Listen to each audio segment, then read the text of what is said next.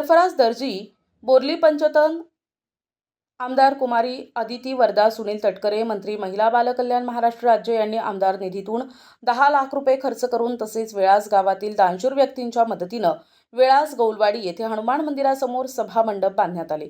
कामाचे भूमिपूजन महाराष्ट्र प्रदेशाध्यक्ष सुनील तटकरे साहेबांच्या हस्ते काही महिन्यांपूर्वी करण्यात आली होती। तर सभा मंडपाच्या कामांचा बांधकाम पूर्ण झाल्यानंतर कुमारी अदिती वरदा, सुनील तटकरे, मंत्री महिला बालकल्याण महाराष्ट्र राज्य यांच्या हस्ते फीत कापून उद्घाटन करण्यात आले।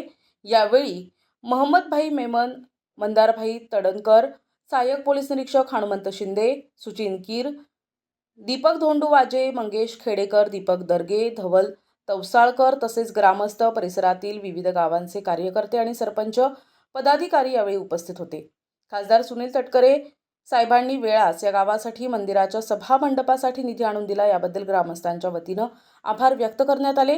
तिथे उपस्थित मान्यवरांचा सत्कारही करण्यात आले। तसेच या सभा मंडपात मंदिराचे काम पूर्ण करण्यासाठी ग्रामस्थ तसेच श्री राधाकृष्ण काळभैरवनाथ ग्रामस्थ मंडळ आणि महिला मंडळ वेळास आणि मुंबई मंडळ यांनी अतोनात मेहनत घेऊन हनुमान मंदिराचं काम पूर्ण केलंय। NTV news Marathi.